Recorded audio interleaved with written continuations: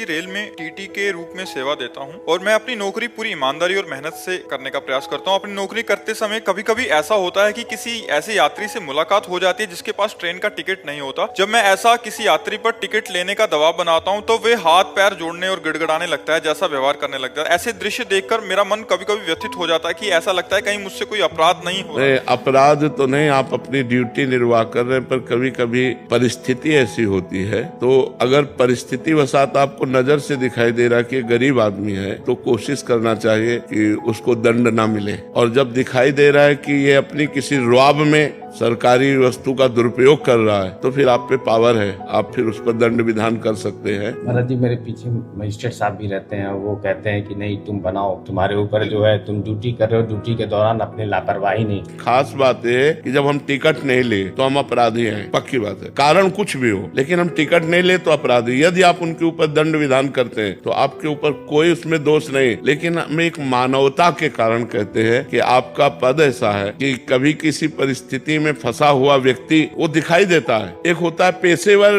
बेईमानी करने वाला आदमी और एक होता है अचानक गलती हो जाने में। कई कारणों से, ऐसे कई कारणों में अगर कोई फंस रहा है और आपके ऊपर ऑफिसर है, दबाव पड़ रहा है, तो आप अपनी जेब से लगा दीजिए कि 100 रुपया 500 रुपया मैं लगा देता हूँ, आगे से कभी चूक मत करना। तो मतलब इससे भगवान की कृपा प्राप्त होगी आपको।